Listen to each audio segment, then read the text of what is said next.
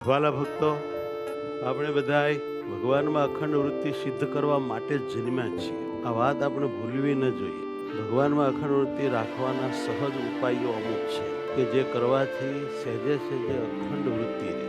એક ઉપાય એ છે, આપણા જીવનમાં આપણને જે કાંઈ શાંતિ મળે તો સમજવાનું કે આ ભગવાને શાંતિ આપી છે, આ શાંતિ ભગવાનની છે. કાંઈ સુખ મળે તો આપણે સમજવાનું કે આ સુખ ભગવાને આપ્યું છે. આપણા હૃદયમાં આનંદ વર્તે ત્યારે પણ એમ માનવાનું કે આ આનંદ તો મહારાજનો જ છે. આપણા જીવનમાં જે કાંઈ મજા આવે આપણને ત્યારે એમ સમજવાનું કે આ મજા મહારાજ આપી રહ્યા છે, મહારાજની મજા છે, બાકી મજા કોઈ પાસે છે નહીં. તો સહેજે ભગવાન સાંભળે.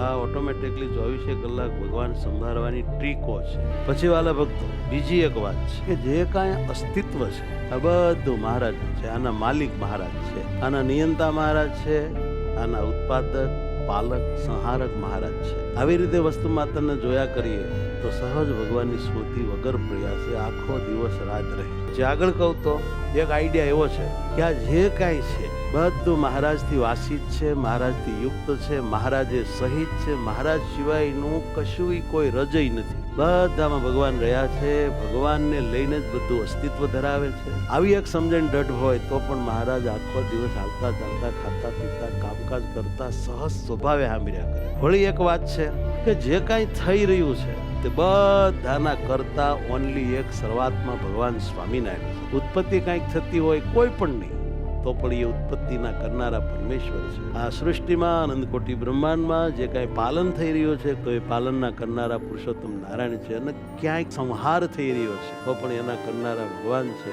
અંદર આપણને જે કાંઈ વિચારો આવે છે તે પણ ભગવાન કરાવે છે ત્યારે આવે છે, નહીતર વિચારે શું આવે. આપણે કરતા હોય તો એ ભલે, બીજા કરતા હોય તો એ ભલે, એના કરતા કરાવનારા એ ભગવાન છે. આમ જો સમજણ દઢ થઈ જાય તો સહેજે ભગવાન જળચરમાં બધામાં અખંડ સાંભળ્યા કરે. એથી એક યુક્તિ એવી છે કે આ જે કાંઈ પ્રકાશી રહ્યું છે એ પ્રકાશનારા પૂર્ણ પુરુષોત્તમ નારાયણ. ભગવાન જો પ્રકાશ ન કરે તો માયા પણ ન પ્રકાશે, આત્મા પણ ન પ્રકાશે, અક્ષર બ્રહ્મ પણ ન પ્રકાશે.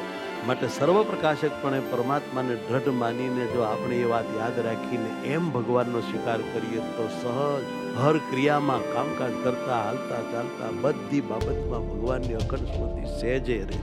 સહેજે અખંડ વૃત્તિ રાખવાની આ કળાઓ છે. આમ કરવાથી આઠેય જામ અખંડ વૃત્તિ આપણે સિદ્ધ કરી શકીએ છીએ.